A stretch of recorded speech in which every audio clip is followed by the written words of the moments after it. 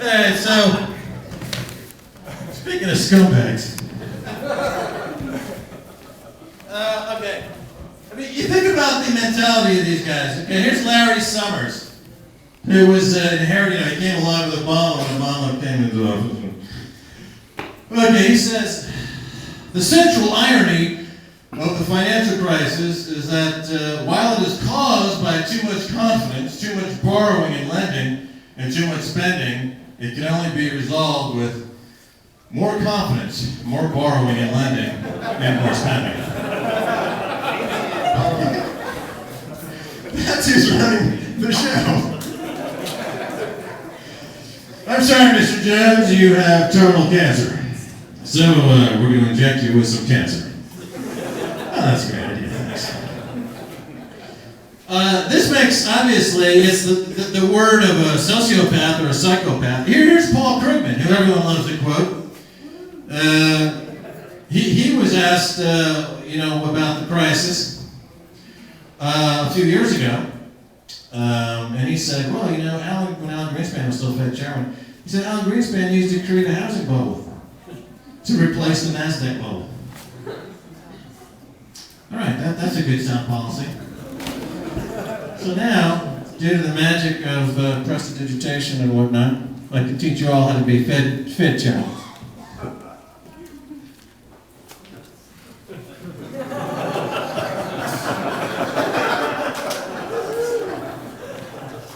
European Central Bank, Bank of England, Federal Reserve Bank, Bank of Japan. Oh, there's a beautiful one there. That's pretty much all they did, is blow bubbles. And by design. Woo! There you go. I said the magic word, blow bubbles. That's all it took.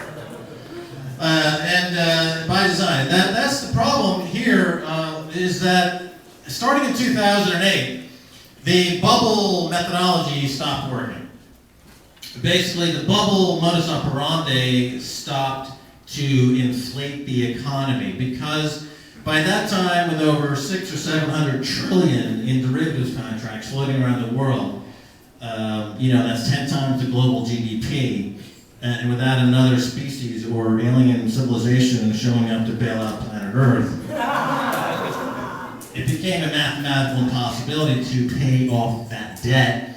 No matter, and of course, there is no collateral behind that debt. So when the Fed prints more of this garbage, it's actually more debt, and they're just adding debt onto debt. Whereas Larry Summers said, in his brilliant quote, you just need more of the same over and over again.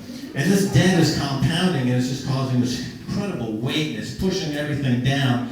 And there is no acceptance of the fact that what needs to be done here is that some of these banks, these so-called too big to fail banks, need to fail. We need to get rid of these. There needs to be less of these predatory monopolist banks that are gobbling up all their competitors. When the crisis started, there was too big to fail banks. Now they're even bigger. Lehman's gone, Bear's gone. There's more concentration, and there's more of a problem. They've got more power. So again, with Jamie Dimon, the man of the hour, he was quoted as something clipped out of here. I've totally destroyed my notes. Very something. He goes just a few weeks ago.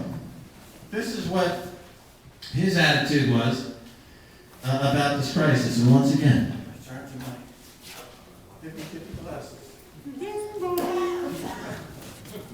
Okay, Dimon, Chairman and Chief Executive Officer of J.P. Morgan Chase, used the annual letter to shareholders to rail against contrived and confusing financial rules that he said might stymie, then I put in these words: securitization, re-securitization, derivatives trading, naked credit default swaps, and other weapons of mass final destruction.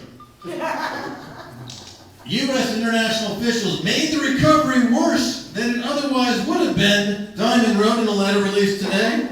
They almost botched the U.S. debt ceiling vote. Yeah, we needed another trillion on that, didn't we? 14 trillion wasn't enough. 100% of GDP is not high enough. We need 200% of GDP. Make it $30 trillion in debt ceiling. The they're constraining the bank leverage at precisely the wrong time. When, for a heroin addict, is the right time to withdraw from heroin?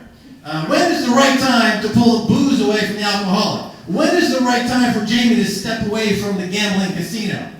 It's always the right time for us. It's never the right time for him. Diamond defended a banking industry that has been besieged by new rules and public contempt. Thank you very much. I think we're leading the way on that. After lax mortgage lending contributed to the worst economic slump since the Great Depression. He championed the use of derivatives and the right of banks to lobby lawmakers and hailed the U.S. economy and corporations as engines of growth. Here's an interesting sentence. They right of banks to lobby lawmakers. That phrase alone is kryptonite because lobbyists and folks in Washington, by law, can trade on inside information. Folks in Washington, when they 2 or 3 years later, they got another 50, 60, or 70, or $100 million in the bank account. It's not illegal for lobbyists to attend, or for Wall Street to attend meetings in Capitol Hill talking about various new regulations that would affect the pharmaceutical industry, for example. They go and trade on inside information. And it's not illegal for them, it's not illegal for the politicians. So they are trafficking in inside information. The Wall Street, Washington, corridor of weasels is alive and well, and of course they're just banking it, and they're making all this incredible money trading on all this inside information. He goes on to say, we have hundreds of rules, many of which are uncoordinated and inconsistent with each other. How about being one of them? Yeah. Diamond said in his 38-page letter, his longest since becoming CEO. Complexity and confusion should have been alleviated, not compounded. So what does he do? On his London trading desk, it turns out that the whale of London, who's got a $100 billion trading stick of positions, has been adding complexity and ever more complexity and taking directional trades and positional trades, the very thing that he said he was absolutely not doing. So he's absolutely lying through his teeth, and he goes on to basically condemn folks in the retail environment, saying that he doesn't think accepting accounts for $100,000 or less is going to be profitable for JP Morgan anymore, so they can go bank somewhere else, and basically has utter contempt for anybody who's not part of the new JP Morgan card that they're issuing only to those with a liquid balance of $25 million. So that's their business model. Now today he was caught absolutely red-handed with his hand in the cookie jar. He's totally incompetent. I think that the fuse has been lit. I think that continuing to buy silver will continue to put pressure on the company, on the balance sheet, on this whole industry. And I think that we are going to prevail against these guys. And with that, I'm going to open it up to Q&A. How about that? What do you think? Yeah? Yeah, okay. Woo!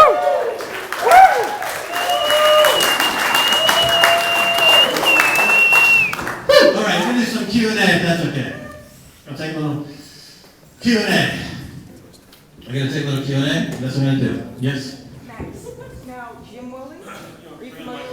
Jim Willie. Are you familiar with Jim Willie? Yes, he just sent me an email this morning about JP Morgan. He thinks that the loss is not $2 billion, but $18 billion. Right. I listened to the whole video. It was about 40 minutes. And he said that the Eastern banks are driving the price down by buying up so much of the gold, forcing the banks to give up their gold. Right. Well, let me jump in there, because the gold and silver trade. This is what's interesting about the gold and silver trade, because for these banks, they of course are always looking to make a few bucks, easy bucks here and there, and they know that there are people like me and others who are saying buy silver, buy gold. There's a natural bias to buy silver and gold. Central banks are net buyers of gold after being net sellers for years. The trend is positive. The case for it is overwhelmingly positive. But they tend to come in there and scalp the price. So every time you see the silver price move up, there they are waiting to scalp it for $5 or $6. They have overwhelming, access to capital to scalp these markets, and they're picking off local people, retail people, and that is definitely a factor. But we definitely, need to continue to accumulate physical, take it off the market. B, understand that by doing so, we're ultimately destabilizing the banks and going to, hopefully crush them to the point where many new banks will appear that are going to be competitive and want to compete and not rely entirely on this tapeworm model. And so it's a tough slog, but that's just the dynamic of it that we have to endure. I mean, I don't like being scalped. My question is this, Max. He was saying that we should expect prices to go way, way down on gold, and of course silver will follow. And he said maybe 1,300, 1,000, because the central banks keep having to give up their gold to the Asians, and they keep buying. Right. Well, here's the thing about gold and silver is that you don't have, counterparty risk. It's liquid. It's there. I'm just saying, does everybody know that it's going to go that low? Because people are going to panic when if gold goes to 1,000, right. Well, or silver goes to 15 or something. People are going to when we panic. first started our show on Resonance 104.4 in London, silver was $4, gold was $400. And we've been talking about it ever since. And ever since that time, there have been pullbacks. And ever since that time, the situation's gotten much worse. And the banking crisis has gotten ever deeper and more complicated and more threatening. So the idea of owning gold and silver, I say this to people, only put money in paper that you're willing to lose. If JP Morgan can go into your account and steal your money as it did with MF Global, I don't feel safe having that kind of situation going on. And that's my thought. But of course, do your own work, do your own research. I am very enthusiastic, but I'm not, omniscient. I'm not, Yes, sir, in the back. A personal question. After all this exposure that we get, I'm kind of curious about your own personal security. I mean, do you get threats from them? I mean, they're very powerful people. So, I mean, what are you facing these days as you speak out more and more about this? At the moment, we don't. We got one episode. We made a film for Al Jazeera. I don't know if you've ever seen our Al Jazeera films. We did a few years ago. We did one for the Iceland film before it blew up. We did one on the CIA and what they were going on in Milan and other places. And there was a lot of activity around that particular film. We got a lot of interest from folks in Langley and whatnot. But that kind of. But my feeling is that my demographic are basically spies, and so I'm monetizing their surveillance. And they're checking me out, but I'm selling ads against them checking me out. And so you check me out all day long. I'm just going to sell another ad. Buy more gold. So how you doing today? Yeah. It's a Berkey water purification system. That's some good stuff. FBI? Yeah. Max, what's going on with high frequency trading? What about high frequency trading? No. The question is high frequency trading. Are you familiar with this high frequency trading? This is really a deplorable, despicable scam perpetrated by the quants of Wall Street. So basically, after working on the industry myself, I'm very familiar with something called front running. So if you know that there's a trade coming to the exchange, like there's a big order to buy 10,000 shares, you can buy a few shares ahead of this big order, and then when the price moves up or down, you're already there. You've parked your trade in a very strategic spot, and then you get out real quick, and you front run. You made a quick scam. You're scalping the market. So high frequency trading, in most of the time, involves the actual physical domicile.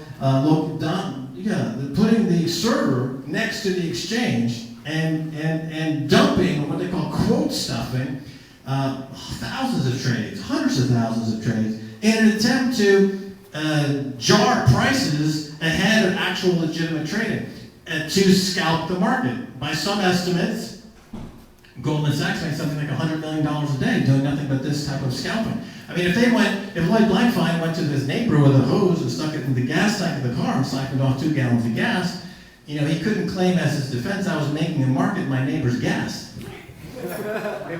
Could he? And yet that's what he says. He'll go on Charlie Rose and say, well, I'm a market maker and we're adding liquidity to the system. Yeah, well, you stole the fucking money, you larcenistic bastard. How about that? How about going to jail and getting, as Matt Taibbi has said, it's an unpleasant situation.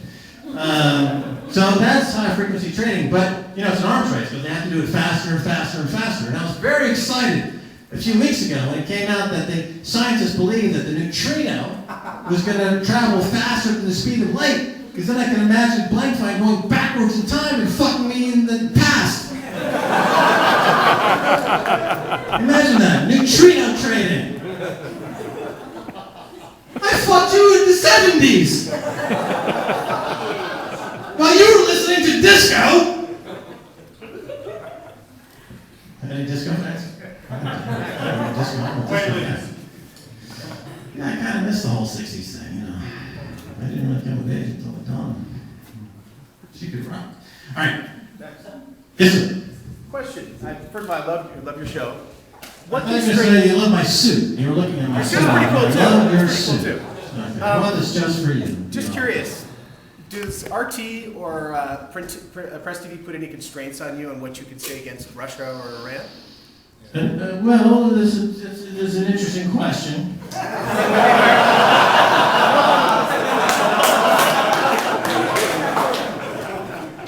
That's a fascinating question. Oh yeah, we get that question often. I've never heard it. But first of all, it's an interesting question.